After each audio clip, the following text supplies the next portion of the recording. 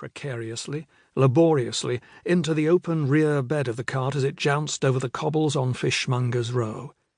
"You've got to be fucking kidding," Rem muttered as he jogged. But there was no jest to be found. He saw clearly in the dim glow of the post lamps and windows lining the street that Torval had clawed his way up onto the cart bed, and now sought a clear path forward among the stout, sloshing jars of piss and shit that stood between him and the thief on the driver's bench. Thus far the thief hadn't looked over his shoulder even once. He just sat there, hunched on the driver's bench, whipping the horse on, keen to leave Rem well in his wake. Rem gave up. He had to take a moment, just a moment, to regain himself. He fell to his knees and drank in the night air like sweet, cool water in the midst of a vast desert. His lungs burned. His legs felt like warmed-over beef fat. "Get up," a voice inside him said. "Your partner needs you." Rem raised his eyes. The cart was just veering right out of sight, bending southerly now at the beginning of that long loop that would take it back toward the river on cobbled streets before it turned once more eastward onto a long, straight course toward the city gate.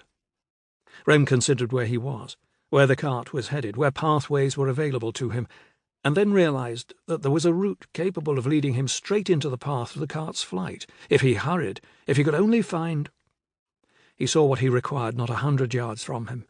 A livery stable, all closed up for the night. "Eamon wept," he cursed, then struggled to his feet and ran a little farther. He managed to bridle his chosen mount quickly, but couldn't waste time on a saddle, nor on making the stabler aware that one of his stock had been commandeered by a desperate watch-warden. Before the present mess with the piss cart, the evening had been lovely. Deep into the month of Hannis, creeping toward the solstice, the nights in Yanara utterly devoid of the fog that so often shrouded the city in a choking, diaphanous haze.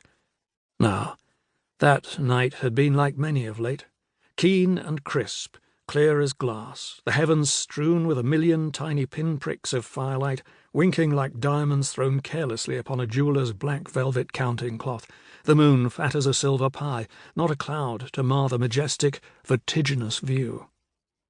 Rem and Torval had been on patrol along Fishmonger's Row, the long, wide boulevard that bisected the little harbourside peninsula known as Gaunt's Point.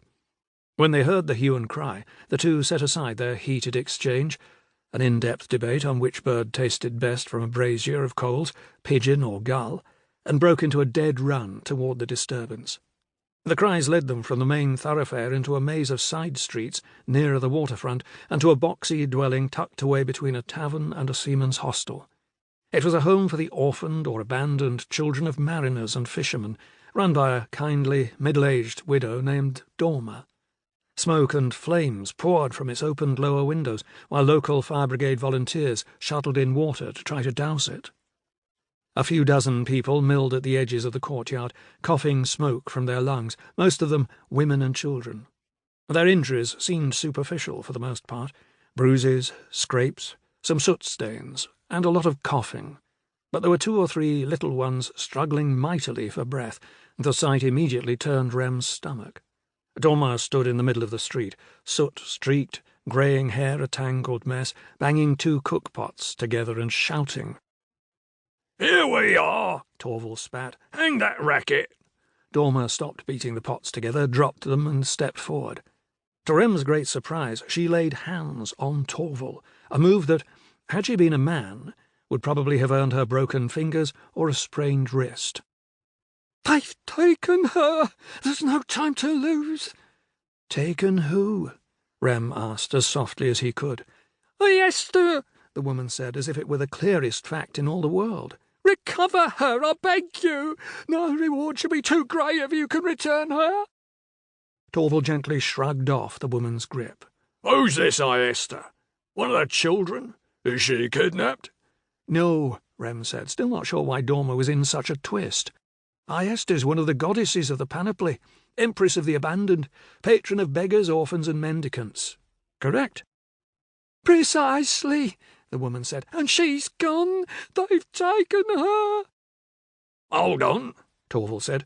"You're telling me your home is burning, and you've got hurt children all about, and you're in a twist about a bloody idol from your house shrine?" "The idol's hollow,"